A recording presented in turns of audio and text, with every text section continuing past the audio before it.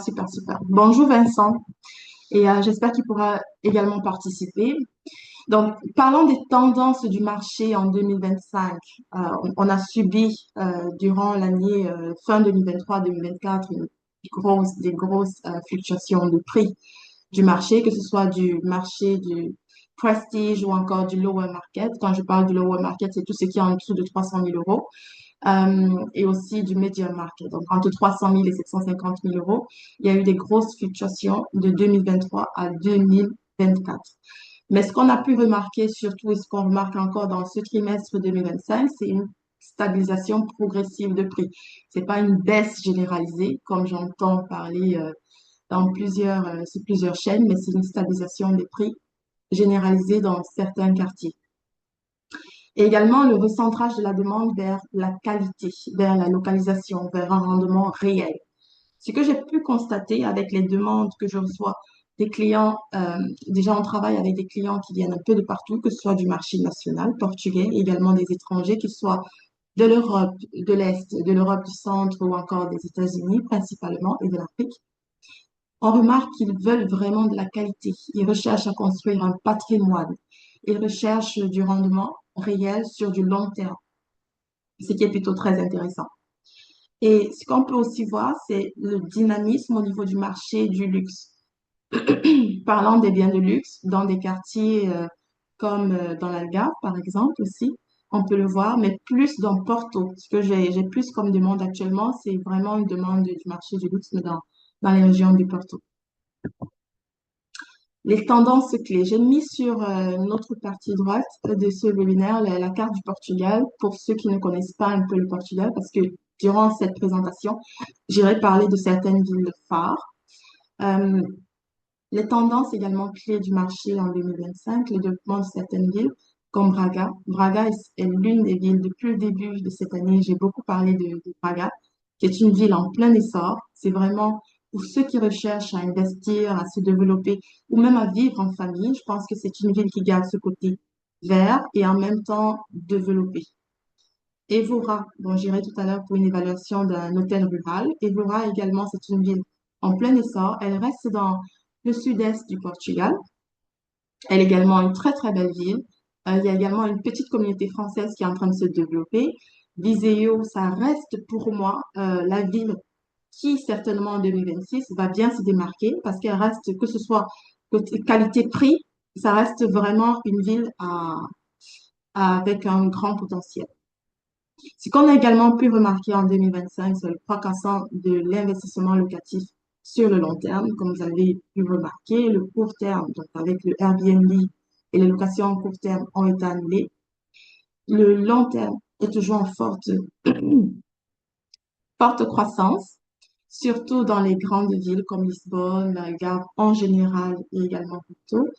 Néanmoins, vu que les taux d'intérêt, malgré le fait que le taux d'intérêt a continué à baisser et la tendance montre qu'elle va plutôt un peu augmenter en début d'année, le marché locatif sur le long terme reste en grande demande. On a même des listes d'attente. Donc, si dans le panel, on a également des personnes qui recherchent à investir, le long terme reste une opportunité à saisir.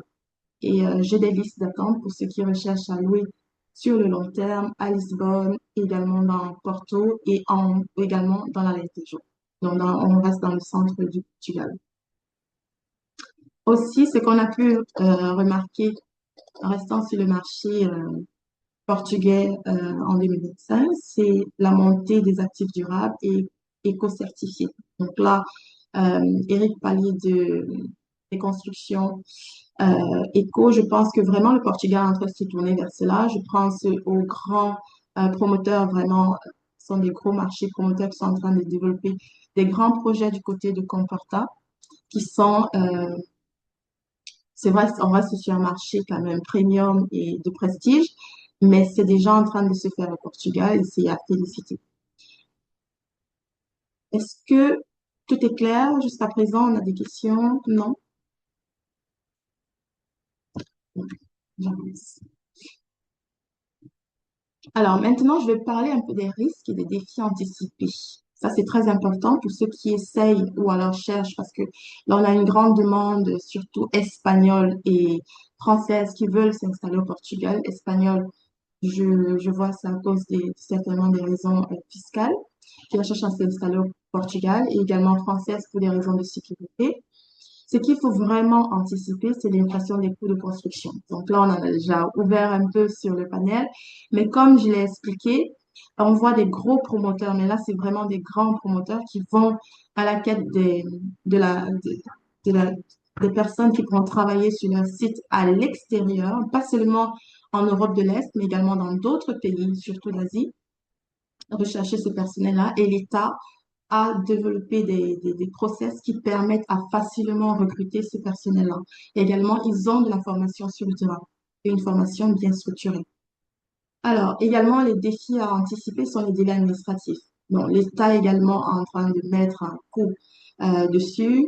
On voit par exemple, je prends un exemple des Setúbal où on avait du mal à obtenir des licences sous des temps vraiment déterminés, genre 6 mois. On avait plutôt des temps d'attente entre 2 ans, entre 1 an et demi à 2 ans. Là, on revient sur des temps d'attente à 6 mois, ce qui est également encourageant. La sélectivité accrue des banques. Alors, les banques, malheureusement, sont en train de devenir un peu plus sélectives à cause des freins qui ont été adoptés par la BCE. Mais néanmoins, si on s'y prend avec du temps, on pourra anticiper également ces challenges-là. Ici, je vais également parler du marché premium. Ce que j'ai pu constater durant cette année 2025, c'est une grande demande, surtout le marché brésilien, pour le marché de prestige qui est en plein essor. Donc également, c'est une une excellente niche sur laquelle on peut investir et se développer.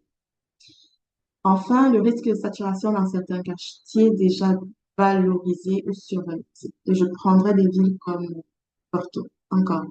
Malheureusement, on a déjà beaucoup de demandes, comme par exemple à Matosinhos, qui est une ville magnifique, avec une école internationale et également des transports en commun.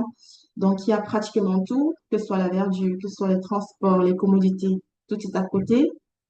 Maintenant, en recherchant dans ce genre de ville, il faut vraiment faire attention entre la qualité de construction et le prix demandé. Et comment se protéger contre ces défis? Donc, prioriser les actifs avec des fondamentaux solides, que ce soit l'emplacement, la rareté, la qualité de la construction. Ici au Portugal, avant, pour les anciens immeubles, malheureusement, on n'avait pas la fiche technique, mais maintenant, on peut l'obtenir à travers l'architecte ou encore avec les promoteurs. Éviter les produits standardisés à faible différenciation. Également, ici au Portugal, il y a des entreprises qui vous donnent la certification comme aux États-Unis, parce qu'on a une grosse demande également avant la signature du deed, du contrat chez le notaire. Il y a des entreprises spécialisées qui peuvent vous faire une fiche technique de votre bien, même si le bien date d'avant 1950. Donc, c'est important de voir les défauts du bien avant de l'acheter. Je parle des biens anciens. S'intéresser à la valeur patrimoniale et au potentiel à long terme. Donc, ça, c'est également euh, des anticipations qu'on peut faire. Et enfin, travailler avec des partenaires locaux fiables qui connaissent le terrain et qui peuvent vous aider. Voilà. Où investir en 2025? Bon, en 2025, plus, mais où investir en 2026? Ce qu'on a pu démontrer, je prends ici le dernier rapport qui a été fait par l'Institut national des statistiques au Portugal. Selon eux, investir en 2025, la plus grande demande a été faite, si je cite un peu les quartiers phares d'investissement qui ont été faits en 2025, et ensuite on ira parler des prévisions pour 2026. Les villes qui ont été les plus attractives, parlant de Lisbonne, on a Avenidas Novas, qui est bon, l'une des villes, l'un des quartiers de prestige, La Paz, Estrela, Campo de Rico, qui est le quartier français, Parc des Nações, qui est un peu le quartier international, si on peut dire comme ça à Lisbonne. Cache-cache et ORH également reste un marché de prestige avec une stabilité et une demande internationale, également nationale. Après, vous avez Porto, Matosinhos, comme je parlais, c'était un quartier aussi en plein essor, Foz de Douro, Et dans l'Algarve, on a Villamoura, qui est l'une des villes phares, et Quinta do Lage également. Eric, vous êtes d'accord jusqu'ici?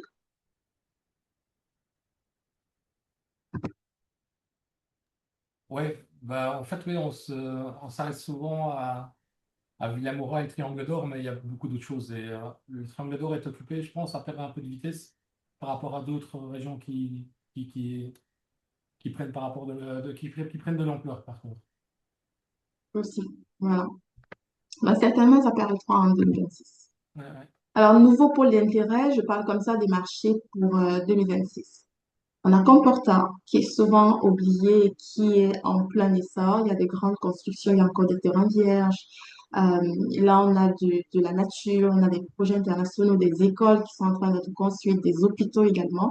Comporta, pour moi, c'est vraiment la ville à développer. C'est le point qui n'est pas encore totalement exploité. Donc, il y a encore des opportunités à voir.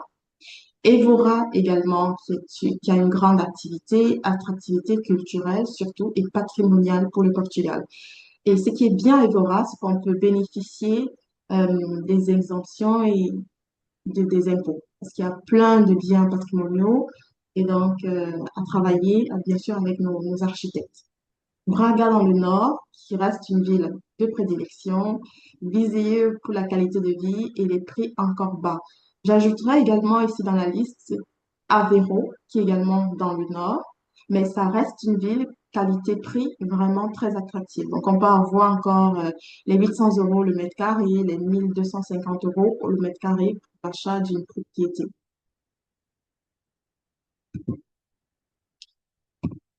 Alors, concernant les opportunités majeures pour 2026, ici, je vais parler en termes d'investissement.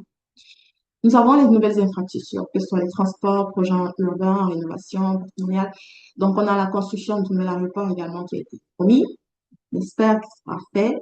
On a également un TGV qui a été promis, donc on espère que ce sera également fait. Donc, on est très attentif pour ce qui sera dit en février-mars de 2026. Développement des résidences seniors, ça, c'est une grande opportunité. Euh, voilà, c'est vraiment quelque chose qui est très demandé. Senior, surtout pas du marché du luxe, mais vraiment du lower market, les résidences seniors. On en a vraiment besoin. L'Europe en général en a besoin, mais le Portugal principalement. Et le tourisme de santé. Alors, actuellement, il y a un dernier rapport qui est sorti. Le tourisme de santé au Portugal est majoritairement géré par des femmes, donc ce qui est plutôt bien et encourageant. Mais c'est également une grande opportunité pour l'investissement, surtout au Portugal. Une forte demande pour le co-living et le co-working premium. On a de grandes écoles au Portugal. Je prends l'exemple de la troisième école économique de la société économique et la quatrième en droit au niveau international, elles sont au Portugal. Donc là, on a vraiment besoin, on a des étudiants qui viennent de partout pour étudier au Portugal. Donc là, le co-living et le co-working programme serait vraiment l'atout majeur pour 2026. Et on a une favorisation également sur la loi sur l'urbanisme qui favorise certains projets et la croissance attendue des actifs durables des bâtiments verts. Voilà, donc je reste positive pour l'éco-friendly ici au Portugal. Je reste positive également pour les nouvelles constructions qui vont arriver et qui sont en cours en 2026. Et je pense que nous irons dans la bonne marche.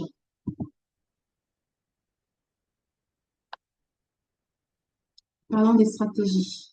Alors, parlons des stratégies. Ce que j'ai pu dénombrer ici, j'en ai fait cinq. Donc, investir sur des zones à arrêt naturel, comme Evora dans la Alentejo aussi. Miser sur la rénovation patrimoniale et sur le luxe discret. Bon, le luxe discret, ça vient déjà plus on a une grande demande également. Choisir des biens adaptés à la location long terme, longue durée. Même si on recherche un bien pour vivre, c'est toujours important de penser sur le long terme, qu'entre 7 à 10 ans.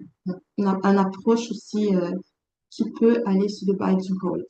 Diversification, Lisbonne, Algarve ou Algarve Braga ou Algarve Aveiro, donc c'est toujours intéressant.